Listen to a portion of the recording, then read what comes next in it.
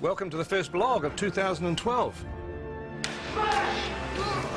We're shooting part 2 of The Hobbit today. I'm here in Lake Town, but I can't show you anything. I can't show you the amazing set that's over there and the incredible thing that's over there because you're not allowed to see that till 2013. But what we can show you are the continuation of our location adventures. So if you remember from our last exciting episode, we were in Hobbiton. So let's pick it up from where we left off and travel around the rest of New Zealand. So we've just finished our first week on location. So it's goodbye to Hobbiton and hello to our next spot.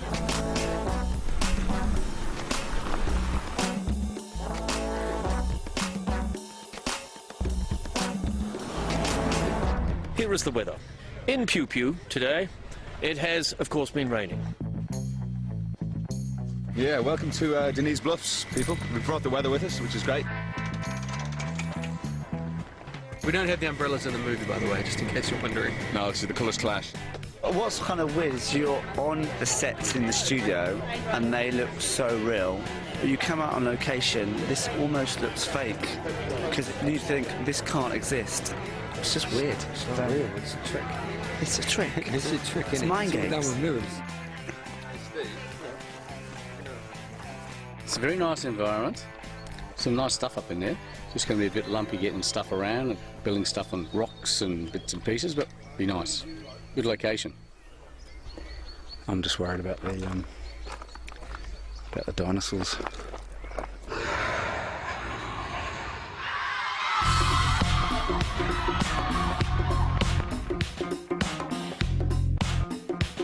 So here we are at the Tudoa ski field on the flanks of Mount Ruapehu. So this is the second oldest national park in the world. Very ancient vegetation, magnificent colours, magnificent textures, but very fragile. And hence we've gone to exceptional lengths to actually make sure the impact on the site is minimised. So it's about scaffolding, it's about elevated boardwalks to keep people off the vegetation.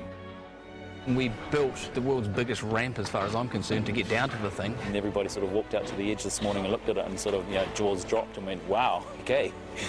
So that's how we get onto set today. So this is my favourite location. It's beautiful. There's a mountain, there's a waterfall, there's a beautiful view across the valley there. It's one of those sort of archetypal Kiwi places that you think, God, New Zealand has such amazing landscapes. Jesus, it's a bit sad when the groups are going faster than I am and they're carrying everything. Yeah.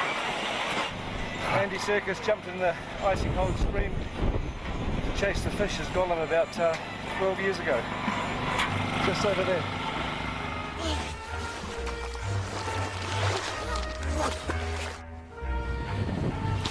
So, welcome to first day on location with second unit. I've spent quite a lot of the last few weeks in a chopper because a lot of our stuff was aerial coverage.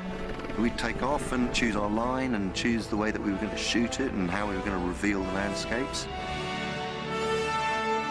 So we're using the space cam on all the aerial stuff on this show. This particular rig is set up for 3D. There's a chopper behind me, isn't there? The bonuses of being on second unit is that we do a lot of locations that are too tricky or time-consuming for main unit to go to. So a lot of our locations were helicopter-only access, so we got very, very good at loading in and out of choppers.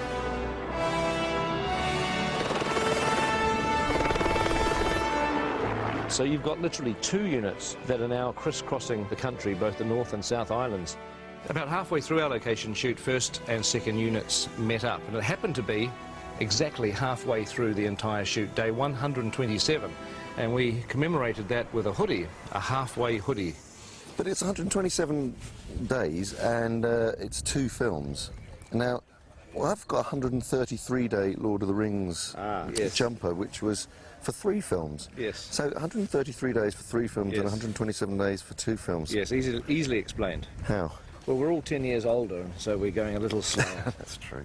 One of the challenges was showing PJ what we'd been up to. So every day I would then do a kind of an edit of the takes that we'd done and put them together and make some selects, and then that would be sent off to Pete. We are a long way from most of the infrastructure that we know and love, so we've had to rely on satellite technology to do all of our connectivity. These are the 3 dishes that we're setting up today to provide internet for the crew. We're providing wireless and internet. We've also got a separate setup that's up at the director's tent that's beaming in footage from second unit that basically takes the feed that's coming in from the cameras, compresses it, sends it over the internet all the way through down to Peter's tent.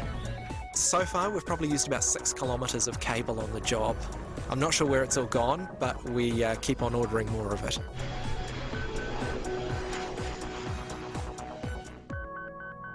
Strathtyre, Central Otago. So this is a location where you can literally shoot 360 degrees every direction. Had some incredible skies, what we'd call close encounters of the third kind skies. And where our skies are a little boring because we've shot over 3 days, we'll probably replace them with these cool skies. I'd love to do that, get some real mood into it. One of the days of shooting on this location was actually up on the hill at something called the Rock and Pillar Range. If you just look over there, that's pretty much that distant ridge line between those 2 rocks. That's what they call the Rock and Pillars, where we had to have 10 helicopters ferrying crew, cast and equipment up the mountain. This is Adam Brown's first helicopter ride. Oh my gosh. Are you so excited? I'm well excited. You should be.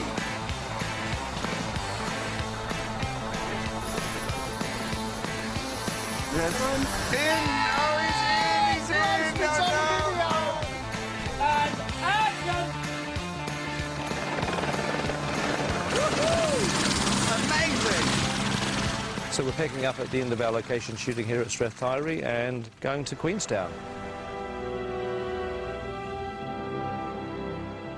Here we are, beautiful Queenstown.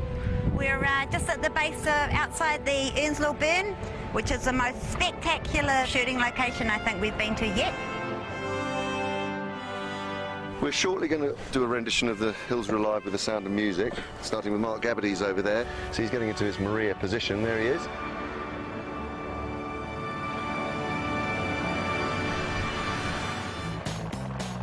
It's snow. Our feet was a bad choice.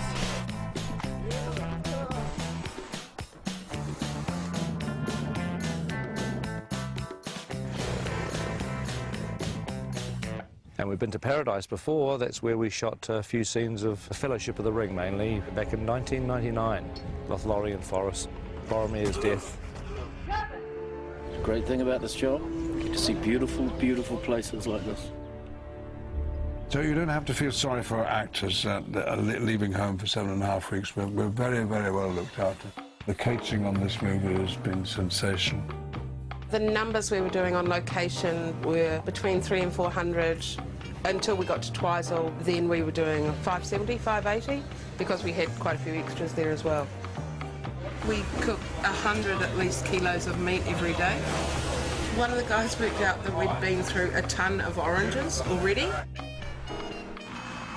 It's formal Friday today, so we're dressed in suit. It's one of the only ways to be able to, for the crew to know what day of the week it is. Every morning we crank out about 200, 300 coffees. We're heading off to the hills to look after a crew of about 100 people who've all been choppered in up into the mountains. It being in the mountains, there's snow around, so it's cold. So obviously in formal dress, sometimes it's not practical. So as you can see here, Andrew has gone from a 3-piece to a 4-piece with the addition of a nice cozy puffer jacket.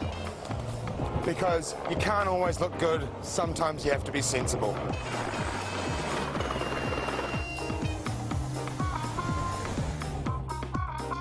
Sometimes you take for granted the scenery in the country where you live, so to come out on the road is really amazing. Good morning. Thank you. Oh. Can't believe how nice it is. We're the luckiest short people in the world. We're not the luckiest people. I think it comes into people, not even height restricted. New Zealand looking at its spectacular best, and a lot of very happy actors cavorting around in front of it.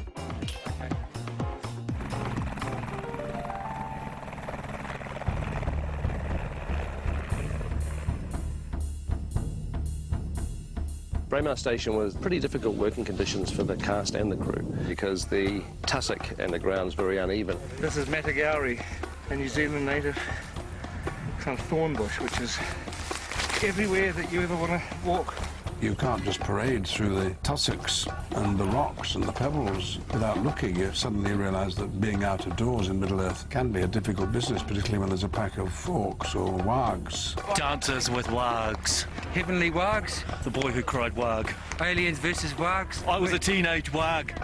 Enormous amount of running. Scene 88, I think, is actually going to be a third film. It'll be coming out between the first and the second. It's actually, for the most part, it's easier working inside a studio. But of course, you know, the studio doesn't have the incredible vistas, and that's what we were there for. 8 kilometres from Mount Cook, surrounded by the guys behind me. Unbelievable.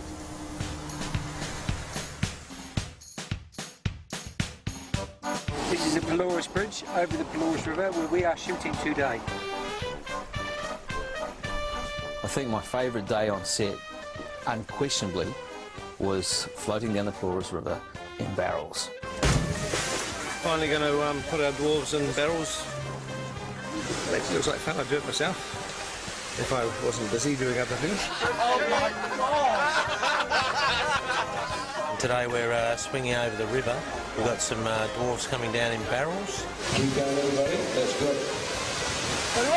Yeah! That was way cool, and if they ever make that a ride at any of the Warner Brothers movie worlds, lifetime pass, please. While we were at Pelorus, our location shooting came to a pretty dramatic end because the police arrived and said they were about to issue a severe weather warning. Okay, we need to shoot, please. It's raining. We need to get going. B-marker.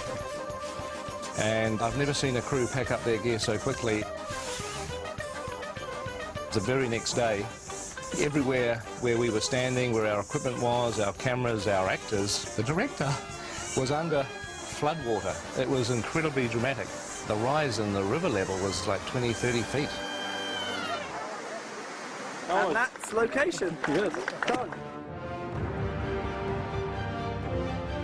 So that's the end of our location shooting, and we are about to go into our last 100 days, what we're calling Block 3.